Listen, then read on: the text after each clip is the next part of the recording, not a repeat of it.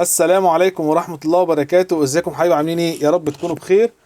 طبعا النهارده جايين بوصفة جميلة جدا، وهي وصفة البريوش او البونبوني او المنجقونة. طبعا في كل بلد بتسميها باسم، فطبعا انتوا حسب ما انتوا بقى بتسموها. بس ان شاء الله نعملها بوصفة جميلة جدا، اتطلبت مني كتير جدا، فقلت لازم اعملها لكم النهارده. هنعملها بقى بعجينة هشة قطنية جميلة جدا، ومقادير حصرية يا جماعة. وهنعمل شوية تكات كده فيها، هتعجبكم ان شاء الله، وهتطلعوها ان شاء الله احسن ما انتوا شايفينها كده. بس تابعوا الفيديو عشان الكل يستفيد، وشير طبعا. ويلا نشوف الطريقة، يلا بينا. بسم الله ونصلي على الرسول صلى الله عليه وسلم. اول حاجة معانا الخميرة بتاعتنا، عبارة عن معلقة خميرة كبيرة، طبعا دي خميرة فورية. ومعانا معلقة سكر، وربع كوباية مية دافية، درجة حرارة ال 37 درجة بالظبط، اللي هي يعني تكون نستحملها زي دمعة العين كده يا جماعة، دافية ولا ساقعة ولا سخنة. ننزل بيها في الطبق كده،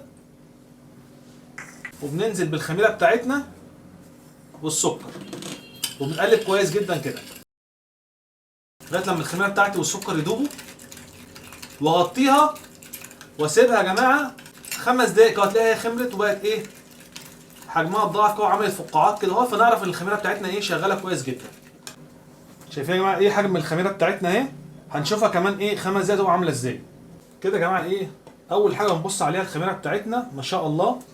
طالما الخميرة عليت كده اهوت معانا، هنبدأ بقى نشتغل. ما نعملش اي حاجة لما نعمل نبص على الخميرة. تمام كده. اول حاجة بنجيب بقى البيض بتاعنا، 4 بيضات يكونوا كبار. تمام. بننزل عليهم بشوية فانيليا، وبنرج البيض كده اهوت يا جماعة.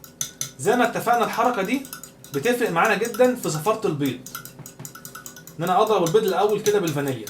وبنزل عليه برضو بشويه فانيليا بودره كده، ومعلقه خل صغيره يا جماعه. بتفرق معانا جدا جدا في في العجينه بتاعتنا. هتحداكي لو شميتها زفاره للبيض بقى بعد كده.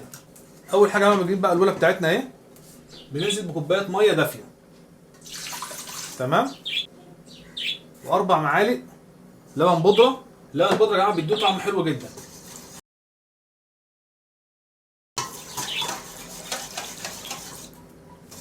وانزل عليهم بالبيض بقى اللي احنا عملناه كده يا جماعه. وبنزل بقى دي كوبايه الا ربع زيت يا جماعه، زيت ذره او عباد، يعني عشان برضو ما يعملش ريحه معانا. ومعانا ربع كوبايه سمنه او زبده. تمام. انا اشتغلت بسمنه بلدي، دي سمنه بقري، عايز اقول لك بتدي طعم حلو جدا معانا. وبننزل عليها بقى كوبايه ونص سكر كده، وانزل على شويه قصانص لبن. ده عايز اقول لكم بيدي بقى طعم معانا في الحاجه بجد تحفه. دلوقتي انا بستعمله في كل حلوياتي، اي حاجه حلويات بعملها بستخدمه فيها ان شاء الله. بصوا يا جماعه الخميره بقى، اخر حاجه بننزل بالخميره كده.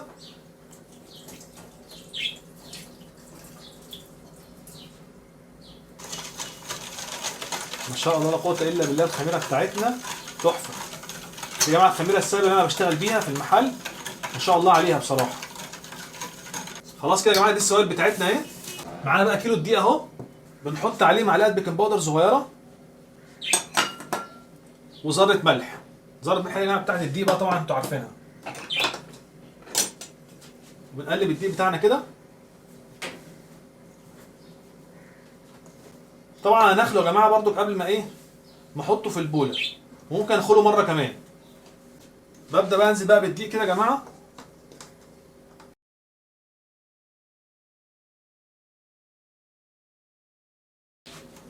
نبدا بقى ندوب الدقيق بتاعنا في السوائل بتاعتنا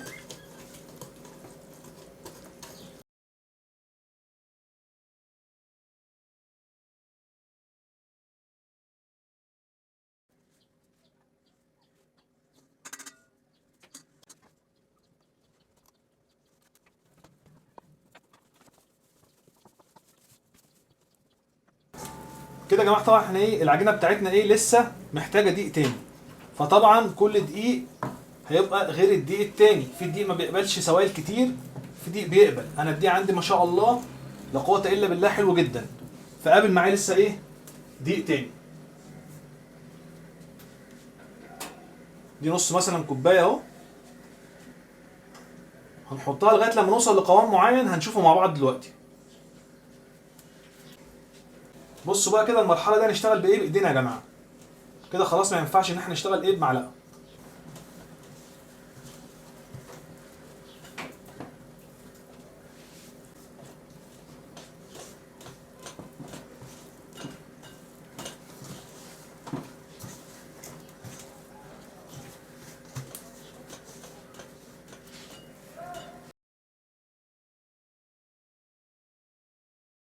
كده يا جماعه احنا ايه؟ عجلنا ايه العجينه لغايه لما وصلت معانا اللي هي لمت معانا خالص في الطبق كده اهي.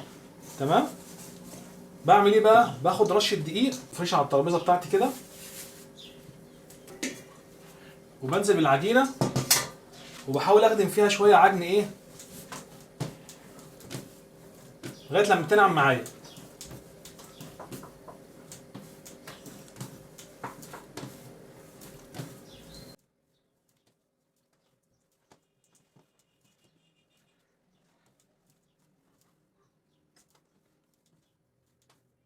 كده بصوا يا جماعه بقى معايا العجينه بتاعتي ايه؟ نعمت خالص اهي.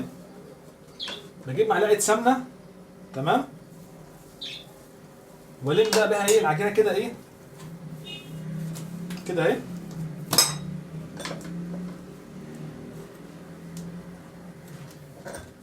تدي معايا طعم حلو جدا، تخلي العجينه ريحتها حلوه.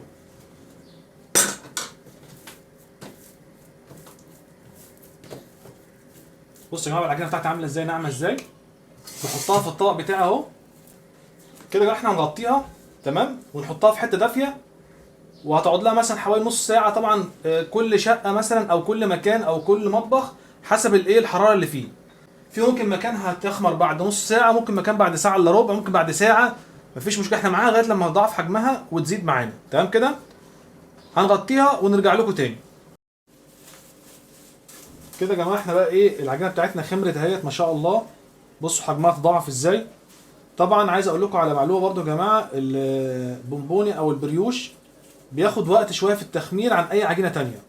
فممكن يقعد معاكي يطول لمده ساعه ونص مثلا، ممكن يخش ساعتين الا ربع. فمفيش اي مشكله، ما تقلقيش عليه. لازم تسيبيه لغايه لما يوصل ان هو يتضاعف حجمه كده اهو، لان من العجائن التقيله يعتبر ايه، غير البيتزا غير السينابون غير الحاجات دي كلها، عجينته بتكون تقيله شويه. تمام كده. فبتاخد وقت في التخمير، ما تستعجليش عليها. كده احنا ايه نقدر نشتغل فيها. وهنقطع العجينه بتاعتنا. بسم الله. بصوا يا جماعه ما شاء الله خمرانه ازاي العجينه بتاعتنا.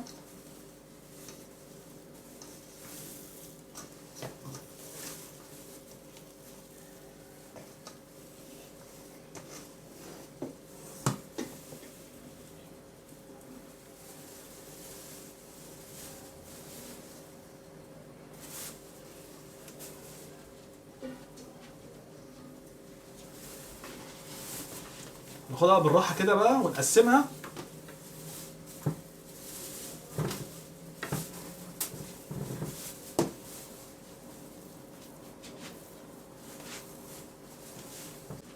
كده احنا ايه فردت العجينه شويه اهي.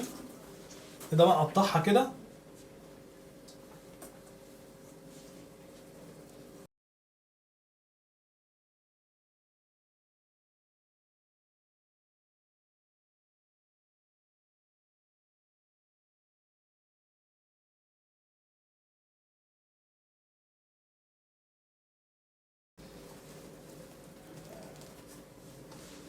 كده يا جماعه ناخد بقى ايه العجينه كده اهو.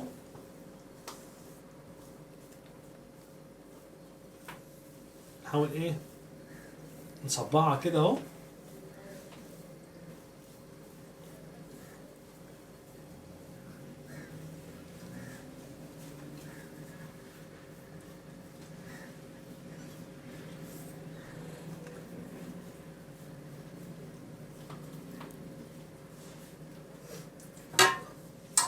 ونجيب بقى الصاج بتاعنا يا جماعه كده اهو،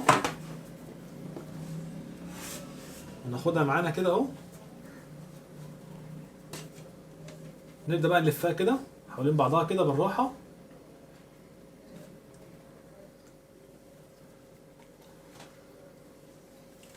وناخد الطرف ده يا جماعه نحطه من تحت كده.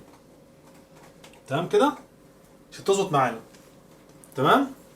هنعمل واحده كمان.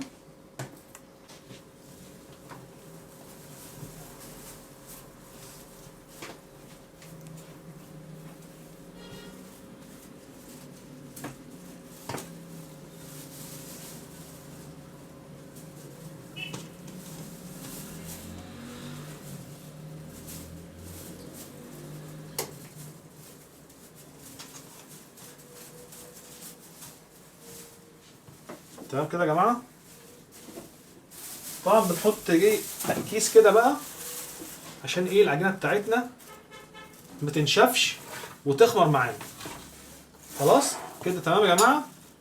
هنكمل بقى الكميه كلها وارجع لكم تاني. كده يا جماعه احنا ايه خلصنا اول صاج اهو. تمام. هنغطيه كده ونسيبه عشان بيخمر تاني. هنعمل بقى صاج تاني كمان كده اهو عشان ما تبقاش طويله قوي. بناخد العجينه كده بنقسمها نصين. نعمل كده اهو.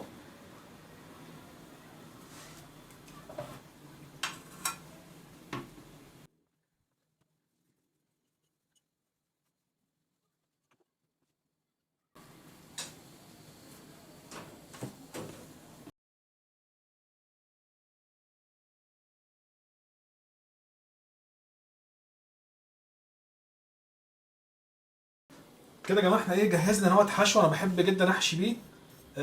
ده جوز هند وزبيب وقرفه ورشه سكر كده. تمام. بحشيها في النص كده بعمل زي الفطيره كده.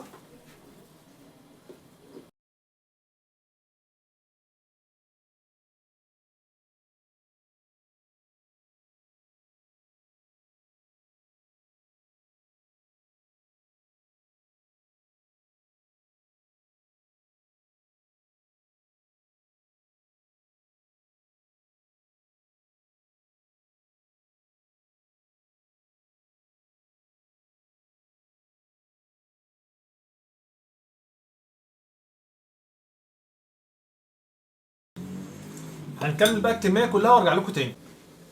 كده يا جماعه احنا الكميه بتاعتنا ايه خلصناها ما شاء الله. بصوا بعد بقى ما خلصنا الكميه بتاعتنا لسه هنسيبها تخمر. انا حبيت اعرفكم طلعت قد ايه. ده التاني اهو. واحد كمان اهو كده. واحد كمان كده اهو.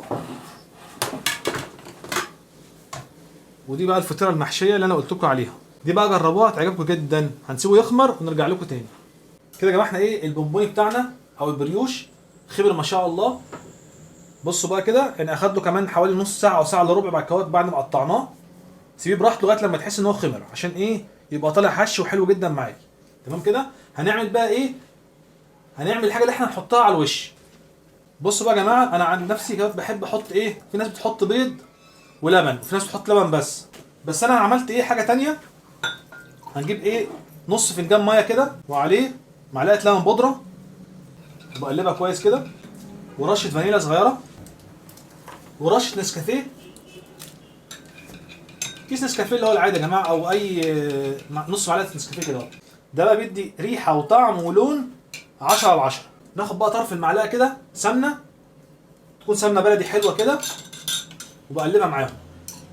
دي بتدي لمعه وطعم حلو جدا. كده يا جماعه بناخد بقى ايه بالفرشه بتاعتنا بالراحه كده بننزل عليه.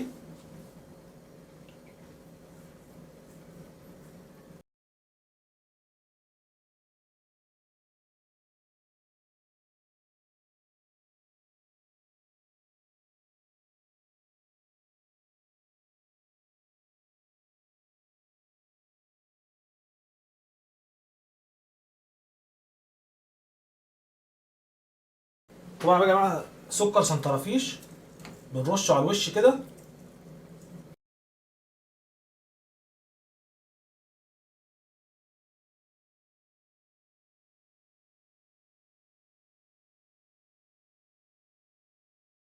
تمام كده يا جماعه. بندخلها الفرن على درجه 180 ونكون مسخنين الفرن طبعا قبليها. هندخله ونرجع لكم تاني. ما شاء الله يا جماعه بصوا بقى من قلب الحدث اهو. هو في الفرن ما شاء الله. بصوا اخد لونه عامل ازاي وما شاء الله. بصوا الواحده بقى حجمها عامل ازاي. بسم الله ما شاء الله. طلعوا ونرجع لكم تاني بقى. ما شاء الله يا جماعه بصوا بقى كده ايه البونبوني بتاعنا او البريوش بعد بقى ما طلع من الفرن وبرد خالص. تمام ما شاء الله. بصوا عامل ازاي.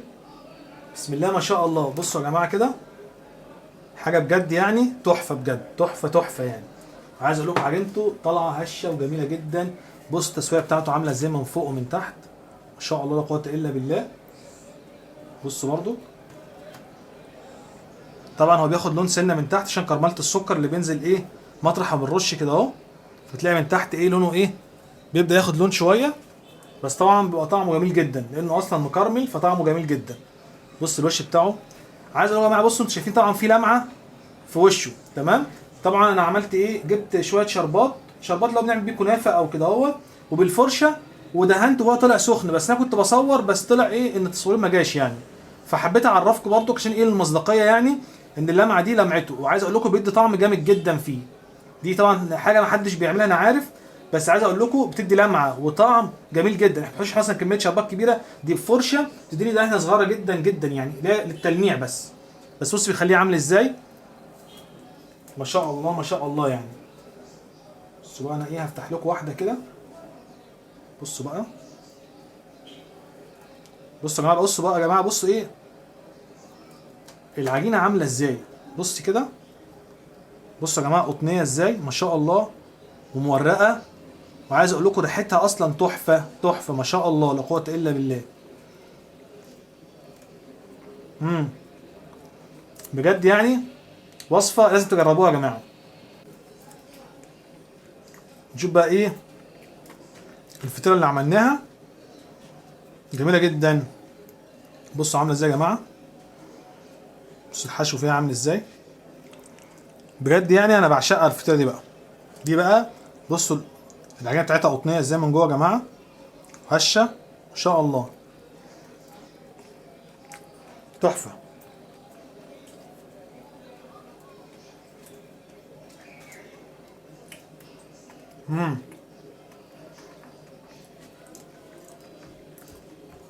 لازم يا جماعه تجربوا الطريقه. بصوا عامله ازاي يا جماعه، بصوا الفراغات والرقات عامله ازاي كده يا جماعه ما شاء الله بقى. بصوا الكميه بتاعتنا، طبعا لو احنا جبناها من الفرن هنجيبها برقم كبير جدا.